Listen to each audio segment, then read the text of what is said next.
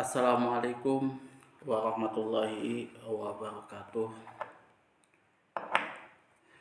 Innal hamdalillahi nahmaduhu wa nasta'inuhu wa nastaghfiruh wa na'udzubillahi min syururi anfusina wa min sayyiati a'malina.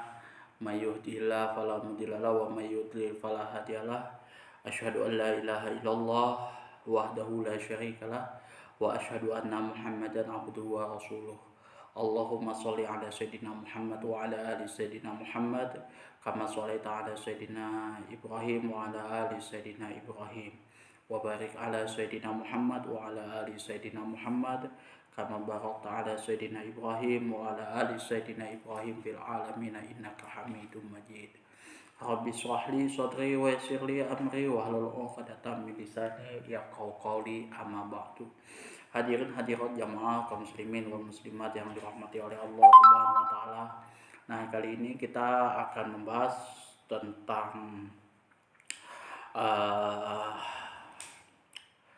kitab Fathul Qorib yang membahas tentang sholat dua raya ya, yang kemarin kita sudah lakukan dan nanti akan kita lakukan lagi pada saat sholat Idul Adha. Tuh. Faslun fasal wa sholatul idaini. Fasal yang menerangkan tentang sholat dua hari raya, Aidil Fitri wal Adha, yaitu sholat Idul Fitri dan sholat Idul Adha. Nah, hukumnya apa? Sunnatun muakkadatun, yaitu sunnah muakkad. Wa tusrahu jama'atan. Di sini sunnah yang sangat ditekankan dan dilakukan dengan berjamaah li munfaridin wa musafirin.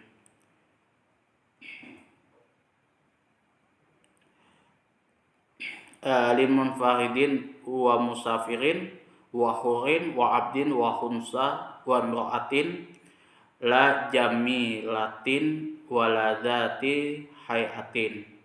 Jadi yang tadi dilakukan secara sholat berjamaah itu dilakukan dengan cara berjamaah. Nah, bagi orang yang sholat sendirian, yang bepergian, orang yang merdeka, hurin, wabdin budak, wahunsa banci. Di sini ya, yang mempunyai dua jenis kelamin, ya saya katakan di sini konteksnya saya ambil simpel banci lah, seperti itu. Tapi ini bukan banci yang kayak di pinggir-pinggir jalan, bukan ya. Ini memang ada jenisnya sendiri. Wa mro'atin, dan perempuan, la jamilatin,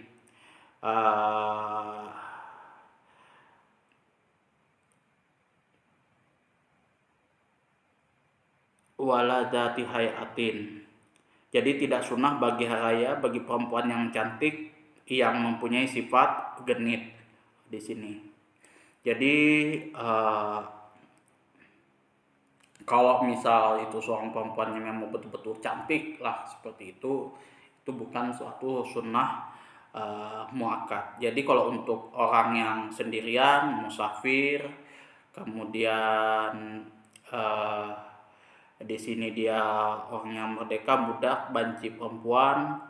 Nah, di situ kemudian juga yang cantik yang mempunyai sifat genit itu tidak disunahkan. Kalau munfarid itu sih juga tidak bukan sunnah muakkad. Jadi kalau misal kita simpelnya saja itu ya kita lakukan dengan cara berjamaah di masjid seperti itu. Nah, kalau abdun budak di sini juga tidak ditekankan di sini kan. Tidak ditekankan karena dia musafir, budak itu kalau musafir dia dalam perjalanan kan, kadang dia nggak sempat. Kalau budak itu di bawah kendali tuannya. Kalau tuannya membolehkan ya tidak ada masalah. Amal ajuzu, adapun orang yang tidak mampu, fatahdurul aida, yang tidak mampu maka hendaklah mengerjakan sholat id fi siyabi baitiha bila tibin, yang mana dia berpakaian yang dipakai sehari-harinya di rumah tanpa wewangian. Itu jadi bisa sih ada keringanan lah di sini. Kalau misalkan dia uzur seperti itu bisa di rumah. Tapi ya memang umumnya sih kalau yang saya lihat, kalau uzur ya memang dia sakit, ada stroke dan lain sebagainya, memang sudah dia tidak mampu lagi, itu ya di rumah aja. Karena ya, sholat id pun adalah sholat yang sunnah, bukan merupakan suatu kesempurnaan kita, kesempurnaan kita melaksanakan puasa seperti itu.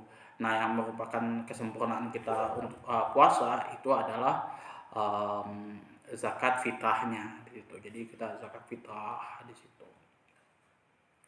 Ada beberapa sih memang yang saya kritisi kalau misalkan dari tradisi hari raya ini, terutama di luar zakat fitrah, ada zakat harta dan lain sebagainya. Sebenarnya kalau untuk zakat selain zakat fitrah itu di luar hari raya Idul Fitri nggak ada masalah. Kalau memang haulnya jatuhnya di luar hari raya Idul Fitri. Misalkan kita buka toko, di bulan Rajab, ya jatuh haulnya ya di bulan Rajab. Di bulan itulah kita mengeluarkan zakat sebenarnya. Tapi karena memang itu ya untuk ini mempermudah ya, oke lah dibulatkan pada bulan Syawal seperti itu, bulan hari raya sekalian semuanya kayak gitu kan. Ya zakat fitrahnya, zakat mal segala macam dikeluarkan di situ juga tidak ada masalah. Kemudian juga kalau zakat fitrah itu kalau dalam mazhab Syafi'i itu tidak diperkenankan, tidak ada sih dalilnya bisa dikonversi pakai uang. Tapi kalau mengikut mazhab Abu Hanifah itu boleh, dan saya pun juga tidak tidak menyalahkan juga seperti itu. Misal teman-teman mengikuti mazhab Hanafi bayar pakai uang, itu nggak ada masalah. Bahkan Fatwa MUI pun juga tidak mempermasalahkan itu. Nah, berarti itu konteksnya di luar mazhab Imam Syafi'i. Tapi kalau Imam Syafi'i itu cuman sampai di kias, kita bisa membayar pakai beras saja, tidak pakai duit. Itu. Wa waktu sholatil Aid ma baina tulu'i syams wa zawaluha, dan sholat hari raya itu waktu sholatnya adalah di antara terbitnya matahari wa zawaliha dan condongnya. Jadi anggaplah kita simpulkan itu masuknya waktu sholat duha itu. Wahia ay sholatul Aid, dan di sini yang dimaksud adalah wahia di sini sholatul Aid, itu sholat Id, rakaatani dilakukan 2 rakaat, yahrumu bihima biniyati Idul Fitri al Adha wa yati bidu'ail iftitah. Yahrumu itu dilakukan dengan takbiratul ihram dengan niat Idul Fitri atau Idul Adha di situ. Kemudian sudah takbiratul ihram, kita membaca doa iftitah. Jadi kita misalkan takbiratul ihram kayak gitu kan,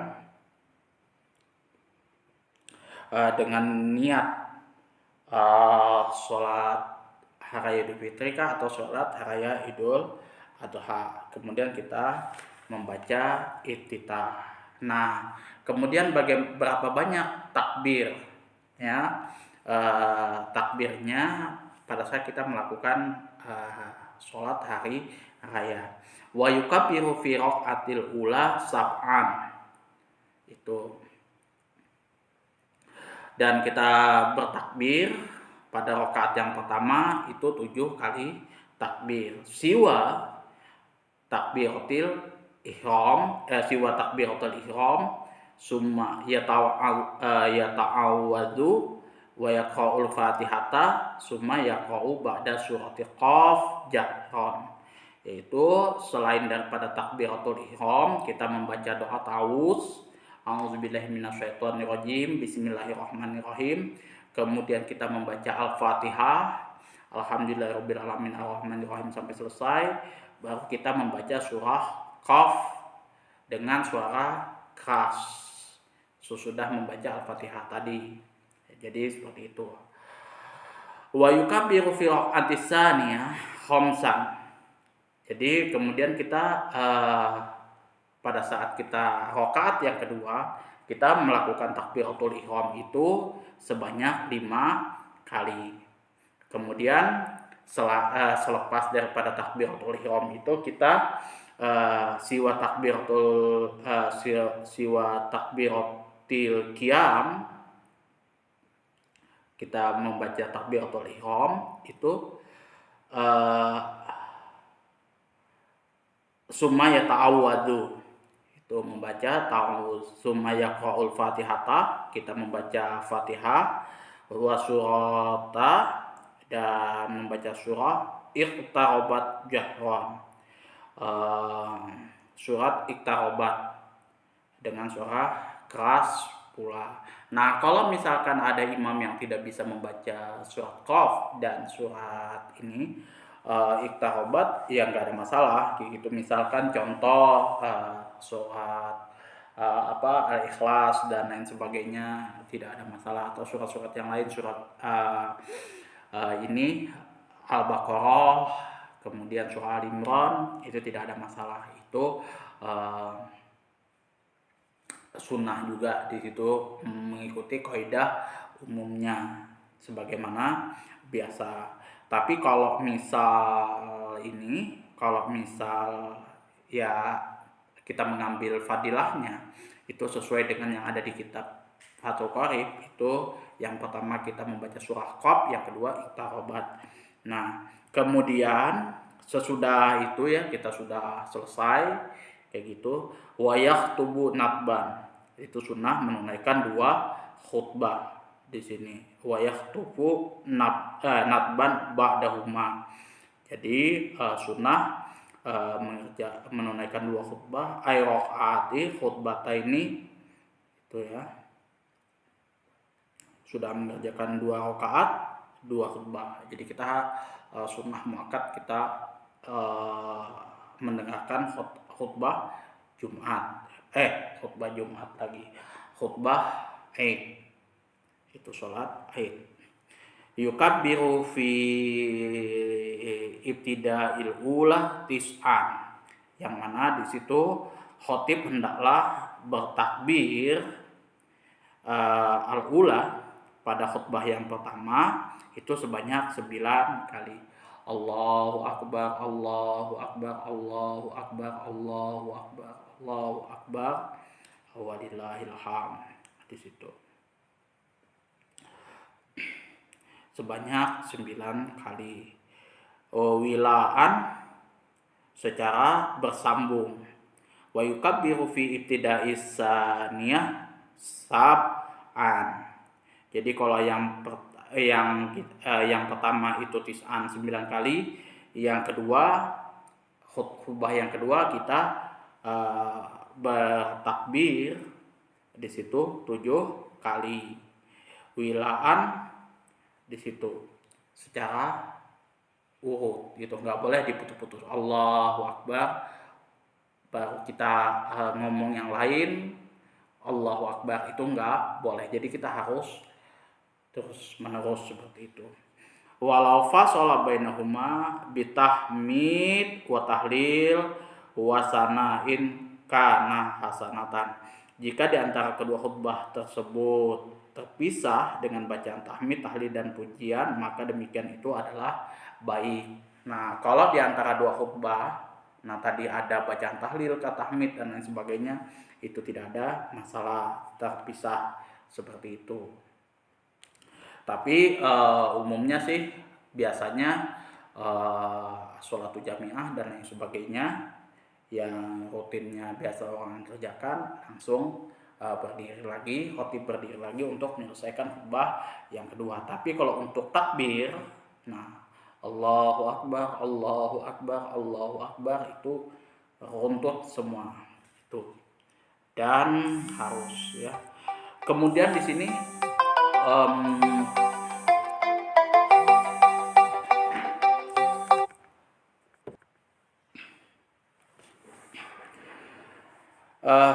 dan di sini tidak boleh tidak boleh pada saat kita ini mengerjakan sholat Aid di situ dengan azan, didahulukan dengan azan, itu tidak boleh, itu bid'ah ya. Walaupun tidak ada larangannya, tapi Rasulullah tidak melakukan hal tersebut. Wa takbiru ala kismain mursalun. Takbir itu takbir di sini terbagi menjadi dua macam. Mursal wa huwa ma la yakunu akiba sholatin, yaitu takbir mursal dan takbir muqayyad ya. Takbir mursal ialah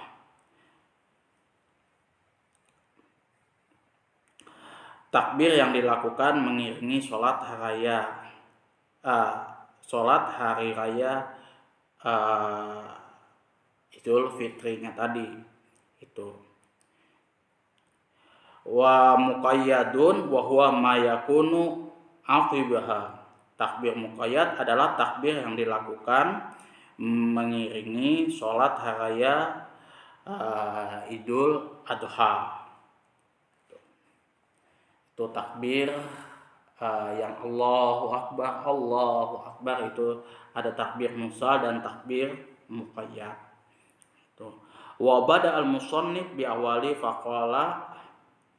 Nah, di sini Imam Musannif menerangkan wa yukabbiru nabdan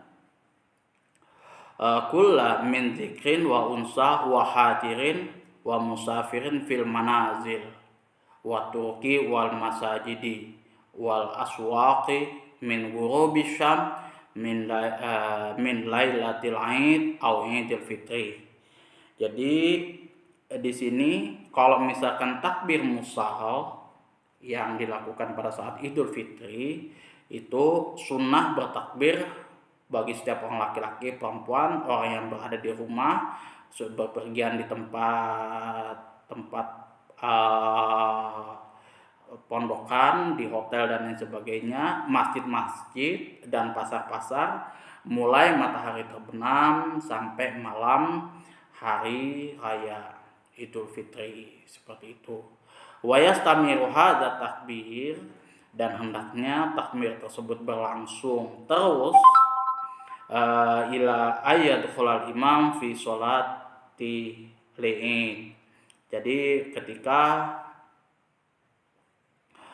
sampai imam tersebut masuk untuk mengerjakan sholat hari raya tersebut. Jadi sunnahnya itu, jadi mulai malam hari raya Idul Fitri itu, mulai hari raya Idul Fitri itu terus takbir sampai imam mau masuk di mengerjakan sholat hari raya tersebut. Wala yusannu takbir lailata Idul Fitri akibat sholawati. Jadi tidak disunahkan takbiran pada malam hari raya fitrah yang dilakukan sesudah mengerjakan sholatnya di situ.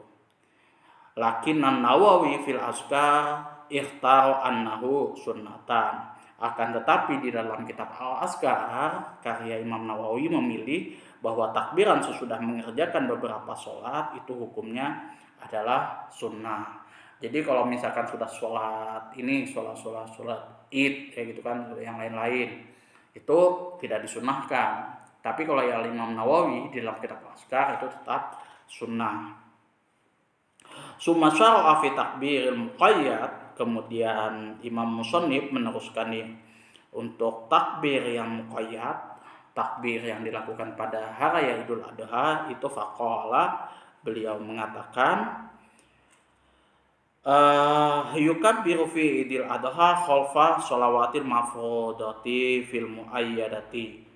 Jadi hendaklah bertakbirlah pada hari kurban sesudah mengerjakan sholat fardu. Jadi meskipun kita sudah sholat id, sholat fardu itu nggak apa-apa kita bertakbir. Min muayyadatin faitatin wa kadza khalfa ratibatin wa nafli mutlaqin. Sesudah sholat fardu, baik itu orang mengerjakan sholat pada waktunya atau yang mengerjakan sholat qada.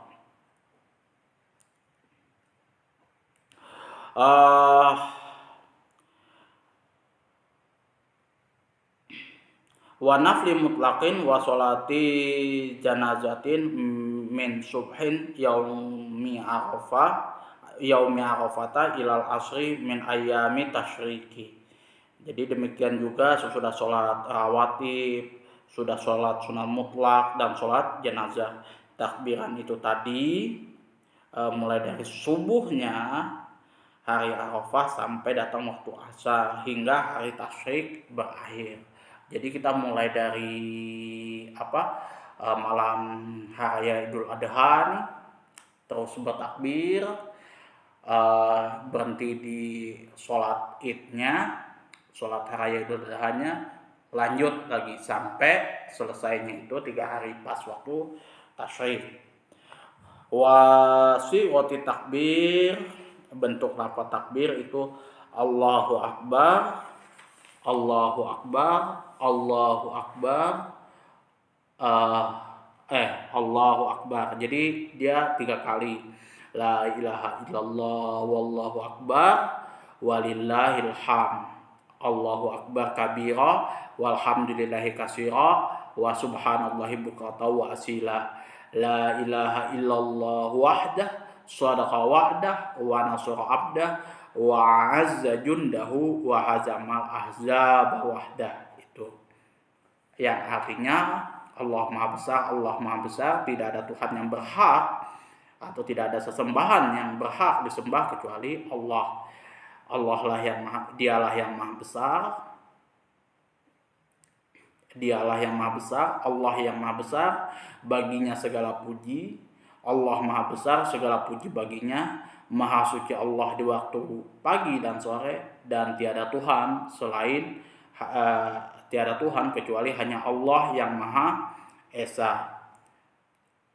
Itu shadaqa wa'dah, dialah yang telah membenarkan janjinya, wa nasara abdah, dan memberikan pertolongan kepada hambanya, wa azza jundahu, dan memberikan kemenangan bala tentaranya, wa hazamal ahzab wahdah, dan mengalahkan musuh-musuhnya. Nah, itu konteks sholat takbir Idul Fitri dan Idul Adha. Nah, jadi kalau teman-teman melakukan sholat Id, nah panduannya di sini. Itu jadi takbiratul ihram seperti apa, kemudian ta'awudnya seperti apa, kemudian Fatihah dan lain sebagainya. Itu teman-teman urut semuanya. Nah, kalau misalkan baju baru itu hanya ya pemanis saja lah, kayak gitu kan.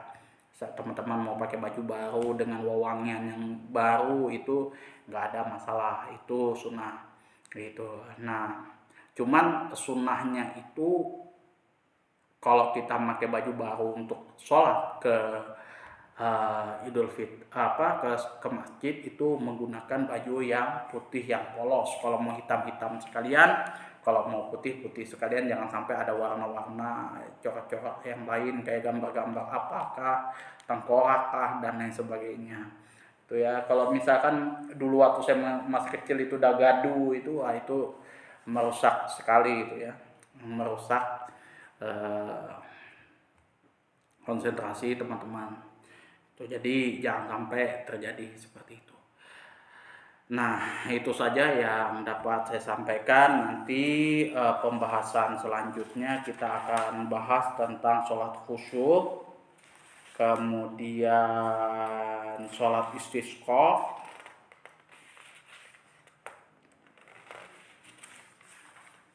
sampai nanti sholat khauf juga. Terus ini sholat-sholat sunnah semua, sampai berpakaian dibahas juga, berpakaian, kemudian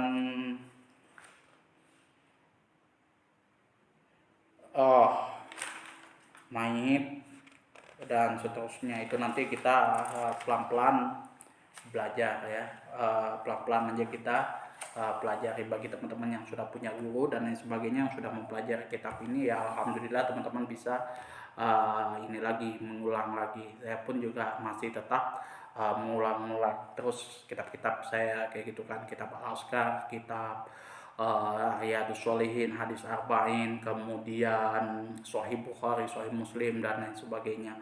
Walaupun itu sudah saya pernah kaji, saya pernah bedah, saya pernah pelajari, tapi ya nggak ada masalah untuk teman-teman belajar lagi, menggali lagi seperti itu, diteliti lagi seperti itu. Karena jujur kalau misalkan teman-teman punya guru yang banyak, insya Allah teman-teman bisa tambah punya wawasan lagi seperti itu. Kadang ya kalau teman-teman saya itu kitab Fathul Qorib itu ada banyak ya redaksi kitabnya kayak gitu, bisa ada 3-4. Nah kalau misalkan dia ngaji ke Ustadz A kayak gitu, dia tulis nama Ustadznya, kemudian dia harokati seperti itu, dia ini kan. Nah ngaji ke Ustadz B dia harokati lagi, dia ini kan kayak gitu. Cuman memang kalau metode saya dengan metode anak-anak ustadz-ustadz pondok salaf itu berbeda. Kalau anak-anak pondok salaf mendengar saya menerjemahkan seperti ini pusing, jujur pusing. Saya akui sendiri waktu saya ngabdi di Madura itu 1 tahun, saya tidak boleh mengajar kitab kuning. Karena apa? Saya nggak bisa ngartikan pakai bahasa Indonesia, bahasa Madura waktu itu. Jadi kalau kitab kuning itu diartikan pakai bahasa Madura, Jawa, atau mungkin kalau di Sulawesi pakai bahasa Bugis seperti itu. Karena dia lebih tepat mana mubtada'nya, mana khobarnya, mana fiilnya, fa'il, maf'ulnya itu ketahuan semua. Tapi kalau misalkan bahasa Indonesia dia ada yang miss, itu yang saya rasakan sendiri. Itu jadi untuk mengkonvertnya, menerjemahkannya dari bahasa Arab ke bahasa Inggris, itu jujur aja ke bahasa Indonesia itu jujur aja susahnya ya, bukan main ya, kita ngecocokinnya seperti itu kan. Ini kalau misalkan dia mubtada diterjemahkan seperti ini, kira-kira pas apa enggak gitu. Kalau misalkan ada guru saya dulu yang membacakan pakai bahasa Madura, saya bingungnya itu memahaminya seperti apa. Karena memahami itu bukan karena dia bahasa Jawa atau bahasa Madura, tapi memang kita susah kalau misalkan dia memahaminya dalam bahasa Indonesianya, sesimpel apa kayak gitu kan. Ini cara memahaminya. Nah, tapi kalau misalkan saya mengajarkan pakai bahasa Indonesia, yang bingung kalau orang salaf itu ini kedudukannya sebagai apa, mutada apa khobar, ini fi'il apa fa'il kayak gitu, dan lain sebagainya. Ada yang isim masdar berfungsi sebagai fiil seperti itu, ada hal di situ, ada fiil mudhari yang berfungsi sebagai hal, dan banyak sekali. Hadza aja kalau kita bedah itu bisa menjadi mubtada di situ. Kemudian kitabnya itu menjadi badal, bisa, dan lain sebagainya. Itu dibedah satu persatu, rumitnya bukan main ya, seperti itulah apa ya, yang pelajaran-pelajaran nahwu sorof, lika-liku kita apa ya belajar kayak gitu kan. Semakin kita pusing kayak gitu, semakin kita sudah ini itu, nah itu artinya otak kita sudah mulai bersambung kayak gitu. Itu sih yang saya alami itu. Apalagi kalau sudah mengharokati kitab, kemudian menerjemah apa di mengartikan kitab, itu butuh effort yang luar biasa, dan itu kami dilatih seperti itu supaya kita kalau misal di luar dari kitab yang uh, di luar yang kitab yang sudah kita pelajari, itu kita tahu itu anunya apa namanya, cara mengartikannya, cara menggunakannya seperti itu. Kemudian juga ada pertanyaan di sini, bagaimana cara membaca kitab kuning Ustadz? Seperti antum itu tidak ada apa metodenya, butuh waktu lama ya. Kalau misalkan teman-teman sudah menguasai kitab nahwu dan shorof, itu sudah bisa itu membaca. Cuman itu juga nggak bisa langsung kitab gundul kemudian sampai harokati, itu nggak bisa itu, karena nanti ada dari fiil madi atau fiil mudhari yang mujarab, yang memang dia betul-betul asli. Nah itu kita harus lihat di kita apa di kamus itu, ini fa'ala yaf'ulu kah atau fa'ula yaf'alu atau apa kayak gitu, ada 6 kemungkinan dia. Nah itu yang tepatnya kita lihat di kamus, perubahannya seperti apa, ininya penggunaannya seperti apa, saya biasanya lihat di kamus. Jadi nggak ujuk-ujuk saya mengharokati seperti itu. Kalau misalkan ini harokatnya seperti apa, cek di kamus seperti itu. Kalau untuk apa namanya sorofnya gitu. Jadi misalkan dia berubahnya seperti ini, saya coba cek di kamus aslinya seperti apa, kemudian perubahannya dia artinya jadi seperti apa. Nah itu jadi ya memang rumit, itu kerumitannya di situ. Dan saya jujur aja, kalau kamus ada 3 yang saya gunakan, kamus Al-Munawwir, Munjid, sama Lisanul Arabi itu. Kalau Munjid Al-Munawwir itu kurang lebih sama itu, cuman biasanya contohnya, gambarnya dan lain sebagainya itu yang saya amati di dalam kitab Munjid. Kalau Lisanul Arabi itu syairannya, cara penggunaannya dan lain sebagainya, walaupun dia agak sedikit berbeda cara metode membacanya seperti itu. Itu sih yang biasa saya lakukan kalau misalkan mengkaji kitab-kitab kuning, kitab-kitab gundul seperti itu. Dan ya lumayan susah juga itu. Tapi alhamdulillah semakin susah, semakin ini ya semakin kita bisa kuasai, semakin bagus itu untuk teman-teman semuanya. Oke, itu saja yang dapat saya sampaikan. Kurang dan lebihnya saya mohon maaf yang sebesar-besarnya. Apabila ada masukan-masukan, bisa diatur di kolom komentar gitu. Kalau misalkan video ini, konten-konten saya bisa bermanfaat untuk teman-teman dan keluarga-keluarganya, bisa di-sharekan ke grup-grup sampean.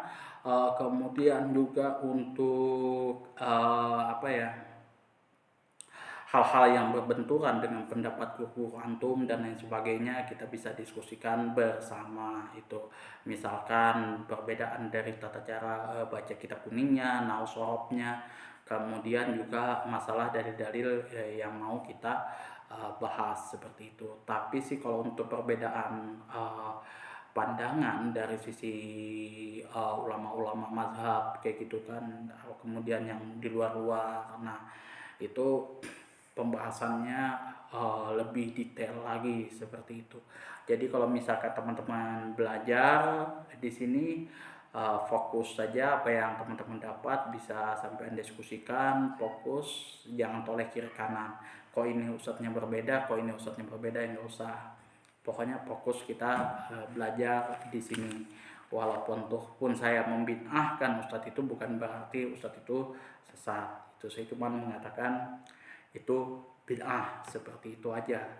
Sesat belum tentu, dia bisa ada takwilan sendiri, ada tafsiran sendiri yang saya tidak tahu, dan mungkin ya bagi saya itu mungkin kurang tepat, mungkin saya bisa tepat kayak gitu, atau saya tidak tepat, saya yang salah, beliau yang tepat, seperti itu aja sih. Tapi kalau untuk mengatakan beliau sesat dan lain sebagainya, wallahu alam bisawab. Karena jujur aja untuk sesat itu dia murni semuanya harus terpenuhi lima-limanya itu. Dia tidak jahil, dia tidak hilaf, dia tidak lupa, hilang ingatan. Kemudian hadis itu yang terakhir dia punya tafsiran tersendiri. Kalau sudah dia punya tafsiran tersendiri, ada kitabnya, ada mazhabnya sendiri kayak gitu. Menurut mazhab Hambali, Hanafi dan lain sebagainya, beliau bukan sesat, bukan kafir dan lain sebagainya. Itu saja akhirul kalam. Assalamualaikum warahmatullahi wabarakatuh.